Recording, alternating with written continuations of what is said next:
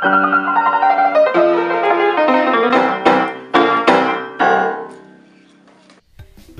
guys, welcome back to Crash Bandicoot episode 2. Let's just jump in right into the Great Gate. My name is KoreanWonderBoi with an I and not a Y. And before I get started, I just want to give a quick thanks to all of you guys for the really great feedback you guys have been giving me. I never thought my Let's Play or like just my channel in general would be so successful so soon. But my trailer has over 200 views, and my first episode is approaching 100 views as I speak. I've been gaining subscribers almost daily, and I'm already over 60. I know that's not a lot, and I'm not meaning this to brag, but I'm just really surprised that this even happened though so early. I'm just really thankful, and I just wanted to thank all of you guys. So, this level, it's really pretty. Like, if you look at it for a bit, you're basically just, like, you're invading this native home, this fortress, this native fortress. We're climbing the gate. I forget what the name was called. Name of the level was called. It's something related to a gate. But it's really pretty. Like, if you look at the background, it's actually pretty intricate. You know, with all the columns that are colored with like yarn or something. It's a really nice level. I remember when I was little though, I had a lot of trouble with it because a lot of it is pretty difficult. But it's very similar. Like, this level is one of the more similar levels there is to, like, let's say Mario, because it's completely side-scrolling, but it's different in a way because it's sort of like what you'd call 2.5D. So like you sort of have like a top-down-ish perspective. Like the blocks have like 3D. Like you can tell that they're 3D, right? So one thing you guys probably didn't know about this game that I didn't actually know about until fairly recently either, when I just started reading up about the game.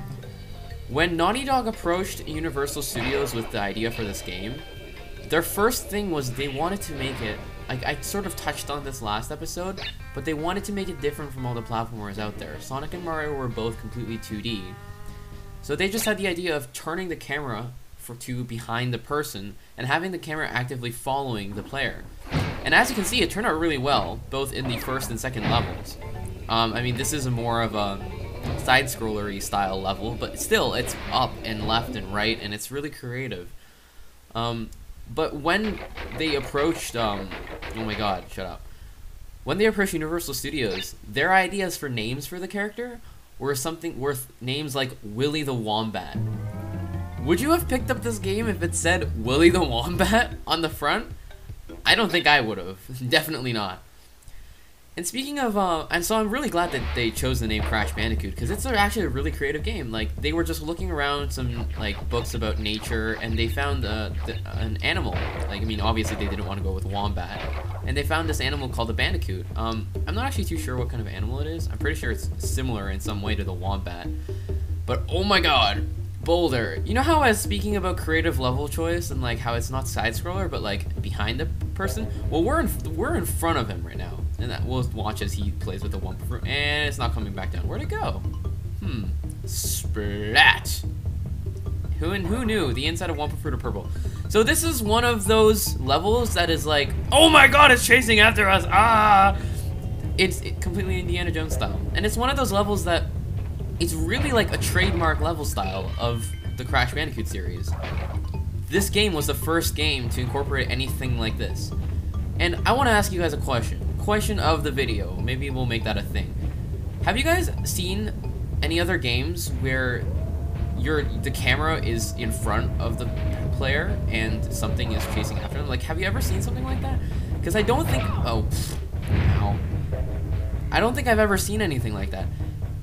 And one thing I really hated about this level when I was a kid, because if you had those masks saved up, like I had 2 extra hit points saved up. This level, if you die, you just lose all of it, because it just flattens you and you're done. There's no second chances. So I always had a really big problem with this level when I was a kid. I just found it really hard. But yeah, if there's any other games you've seen, other than the sequels, obviously, where they do this kind of thing, tell me. Put it in the comments. And if you haven't seen any other games like this, put in the comments what you think about this level, because I know as a kid, I really liked it because it really added it's a level that really made you pumped. Like, it's terrifying. Like, you're really running away from, like, it's really Indiana Jones style. It gets you pumped up.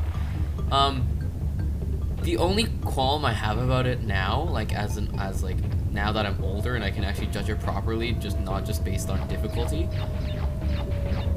it gets, like, it's terrifying, but it's really, like, you don't have much, like, it's not a really large dimension. You're literally, because the camera moves with you, you have very little side-to-side movement, and you're almost always just moving backwards. And wow, I did not expect to beat that so quickly. I'm usually horrible at this level. The music is really, like, really nice too. Like, if you've noticed, the music for this game isn't, like, pumped up. Like, Mario is, like, super jingly, Kirby was, like, a sugar high, Sonic was just, like, super fast. But this game, really, the music is really good at matching, like, the ambiance or, like, the feel of the level. And it's really good at making, like, you feel like you're actually in the, like, actual level. Like, it's really good. That's all I have to say. Alright, last level we're gonna do in this video is called Upstream, and yet another creative concept by Naughty Dog. It's basically like the exact, oh, are you kidding me? It's basically like the polar opposite of boulders, apparently I can't speak today. But yeah, it's basically like the polar opposite of boulders. You're moving forwards in the screen, up a creek. And look at that water texture. I don't think, like, that's a better water texture than Minecraft. Like, honestly, like, are you kidding me? Apparently, apparently Crash has a very large inertial mass and has a hard time starting and stopping.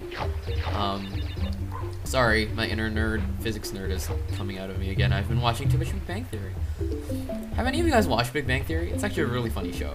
Like, to be quite honest, like, I'm glad I started watching it after I took physics, though. After I took high school physics. Or at least high school physics part 1. It's a ridiculously funny show. I love it. Bits. So, this level's pretty, like, it's really nice. It's a nice ambiance. The music is so peaceful. Like, I could listen to this all day. Actually, speaking of which, I don't know about you guys, but I have a hard time just, like, I really love listening to music and just music in general. But I'm the kind of person who doesn't like listening to, like, 24/7. Like, you know those people who are listening to music, like, all the time. Like, they're editing videos, they're listening to music. They're at school, they're listening to music. They're doing homework, they're listening to music. And I sort of get it, because, I mean, like I said, I like music too, and I can appreciate it. But I just can't, like, sometimes I just need, like, silence, or, like, just, like, crowd style sound, like, you know, like when you're in a busy, like, cafe or something and you just hear that mumble in the background. I find that I work a lot better to that. I feel like I've just been talking about random stuff this episode. I really need to start failing more, which is horrible that I'm saying that, because I really don't want to fail more. But we're gonna save right here. 11% complete, not bad for the second episode. That means we technically, if you follow math, we really only have to do a good, let's see, 11% complete, 2 episodes, let's just say that's 10%, that means 20 episodes and we'd be done. Unfortunately, you know, the levels get harder as they go on, so it's not exactly a linear, I can't think of words, English come out of my mouth. It's not exactly a linear, oh my god, relationship, how can I not think of that?